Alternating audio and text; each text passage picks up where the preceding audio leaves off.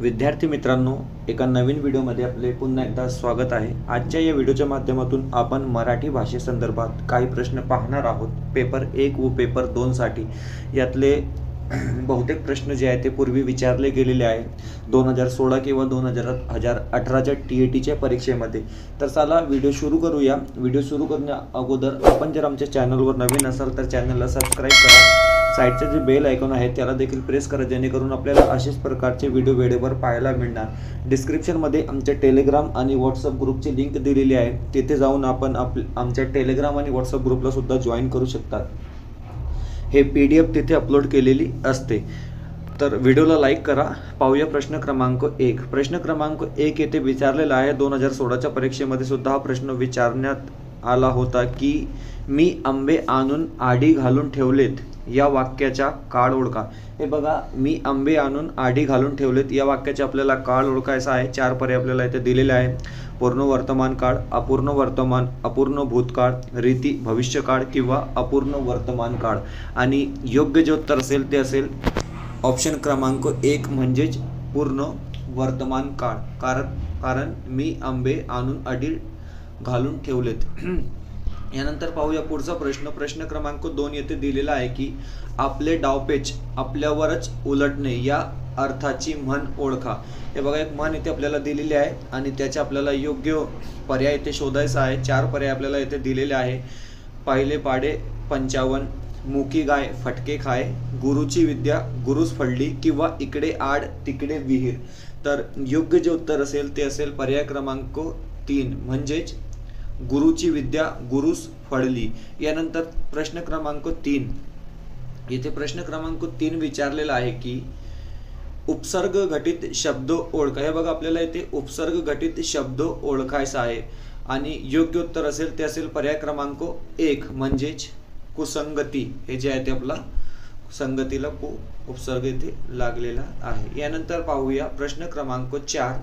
प्रश्न क्रमांक 4 विचारलेला आहे की प्रत्यय घटित शब्द ओळखा। हे बघा, उपसर्ग नंतर प्रत्यय घटित शब्द येथे विचारलेला आहे आणि हे सगळे प्रश्न जे आहेत ते 2016च्या प्रश्नपत्रिकेतून घेतलेले प्रश्न आहे।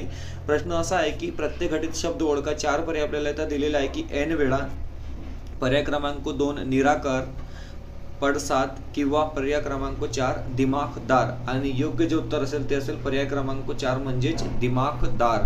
यानंतर पाहूया पुढचा प्रश्न। प्रश्न क्रमांक 5 येथे दिलेला आहे की काय हाहाकार माजवला भूकंपाने या वाक्यापुढे कोणते विरामचिन्ह हवे। हे बघा, इथे हाहाकार दिलेला आहे म्हणजेच भावना उत्पन्न होत आहे किंवा काय हाहाकार माजवला भूकंपाने या वाक्यापुढे कोणते विरामचिन्ह हवे। तर योग्य उत्तर आहे उद्गारवाचक चिन्ह। यानंतर पाहूया पुढचा प्रश्न। प्रश्न क्रमांक 6। प्रश्न क्रमांक 6 येथे विचारलेला आहे की माझ्या घरी जागेची मुळीच कमतरता नाही या वाक्यातील अधोरेखित शब्दाची विभक्ती ओळखा। हे बघा, इथे प्रश्न विचारलेला आहे की माझ्या घरी हे जे शब्द आहे त्याला आपण अधोरेखित शब्द समजूया। विचारलेला आहे की माझ्या घरी जागेची मुळीच कमतरता नाही वाक्यातील अधोरेखित शब्दाची विभक्ती ओळखा। बघा, घरी शब्दाची विभक्ती आपल्याला इथे ओळखायची आहे आणि योग्य उत्तर आहे पर्याय क्रमांक 1 म्हणजेच सप्तमी। यानंतर पुढचा प्रश्न पाहूया। प्रश्न असा इथे दिलेला आहे की महाराष्ट्रात झालेला अवकाळी पाऊस प्रचंड नुकसान करून गेला या वाक्यातील पुढीलपैकी कोणत्या प्रकारचा शब्द मुळीच आलेला नाही। हे बघा, महाराष्ट्र, अवकाळी पाऊस आणि प्रचंड असे काही शब्द आलेले आहे, परंतु येथे जे आपल्याला सर्वनाम दिसत नाही। तर योग्य जे उत्तर असेल ते असेल आपला पर्याय क्रमांक 4 म्हणजेच सर्वनाम। यानंतर पुढचा प्रश्न इथे दिलेला आहे की ही जीवांची इतकी गर्दी जगात आहे रास्त, भरती मूर्खाचीच होत ना, भरती मूर्खाचीच होत ना, एक तूच होसी जास्त या वाक्यपंक्तीतील पुढीलपैकी कोणता रस आढळतो। तर हे बघा, येथे जे आपल्याला हास्यरस पाहायला मिळतो। यानंतर पाहूया पुढचा प्रश्न। हे बघा, जेव्हा आपल्याला प्रश्न विचारले जातात तर आपल्याला 2 भाषा निवडावी लागते, भाषा क्रमांक 1 आणि भाषा क्रमांक 2। भाषा क्रमांक 1 आणि भाषा क्रमांक 2 मध्ये काय फरक असतो? भाषा क्रमांक 1 म्हणजे याचा जो स्तर असतो तो थोडा कठीण असतो आणि भाषा क्रमांक 2 म्हणजे इझी असते। म्हणजे एक पेक्षा दोन थोडी इझी असते, तर आपल्याला इथे म्हणजे भाषा दोन आपण पाहत आहोत हिंदी मीडियमसाठी. आणि हे प्रश्न जे आहेत ते आपल्याला मराठी मीडियमला सुद्धा विचारलेले गेलेले प्रश्न आहे. इंग्लिश मीडियमसाठी सुद्धा हेच प्रश्न विचारले जातात. यानंतर पाहूया पुढचा प्रश्न, प्रश्न क्रमांक 9. एक वचन अनेक वचनाची योग्य जोडी. हे बघा आपल्याला एक वचन आणि अनेक वचनाची योग्य जोडी येते बघायची आहे. तर वाढपी म्हणजेच पर्याय क्रमांक 2. सिक्वेन्स चुकलेली आहे. पर्याय क्रमांक 2 जे आपला ते योग्य उत्तर इथे असणार आहे. यानंतर पाहूया पुढचा प्रश्न विचारलेला आहे की पुल्लिंग शब्द ओळखा.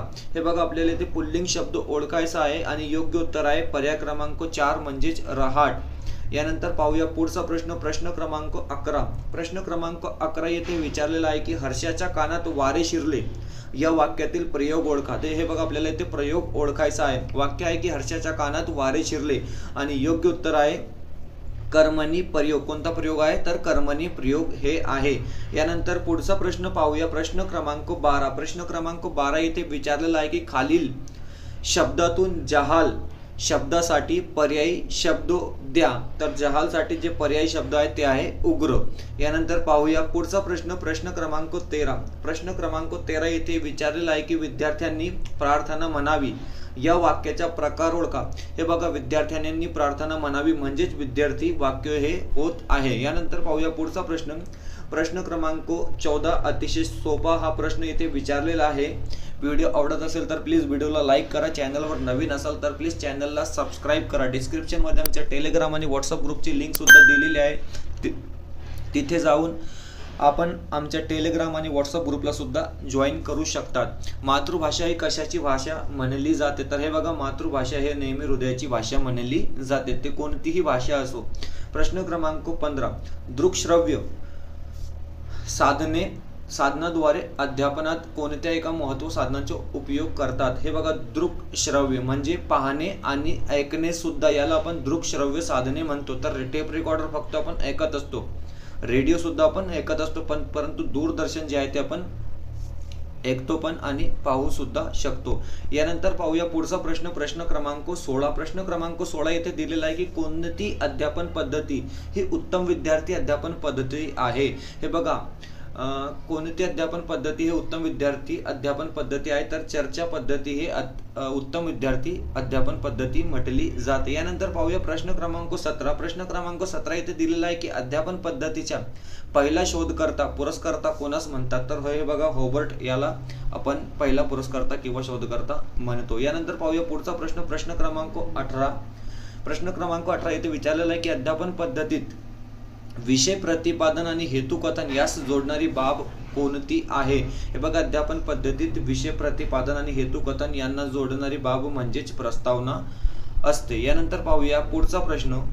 पुढचा प्रश्न म्हणजे 19वा प्रश्न येथे दिलेला आहे की पुढील जोड्यांमधून योग्य जोडी ओळखा. हे बघा पुढील जोड्यांमधून आपल्याला योग्य जोडी ओळखायची आहे. तर मूकनायक, श्रीपाद, कृष्ण कोल्हटकर हे आपली योग्य जोडी येथे असणार आहे. यानंतर पाहूया शेवटचा प्रश्न, प्रश्न क्रमांक 20 येथे दिलेला आहे की पुढीलपैकी कोणता शब्द विसर्ग संधी नाही. हे बघा आपल्याला इथे जे शब्द विसर्ग संधी नाही ते शब्द आपल्याला इथे ओळखायचा आहे. तर निरंतर हा शब्द जे आहे ते विसर्ग संधी आहे. निष्करण सुद्धा हे विसर्ग संधी आहे आणि निराकार सुद्धा विसर्ग संधी आहे, परंतु निशांत हे जे आहे ते विसर्ग संधी नाही.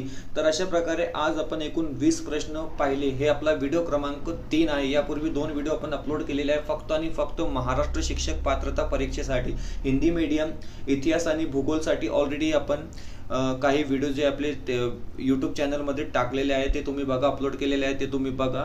आणि हिंदी मीडियमची जी दुसरी भाषा असते ते मॅक्झिमम स्टुडंट जे आहे त्यांची मराठी भाषा आहे. तर मराठी भाषेसाठी IMP क्वेश्चन आपण आपल्या चॅनलवर टाकत आहोत. हे सुद्धा लँग्वेज 2 असो किंवा लँग्वेज 1 असो त्यासाठी IMP क्वेश्चन आहे. भेटूया पुढच्या व्हिडिओमध्ये.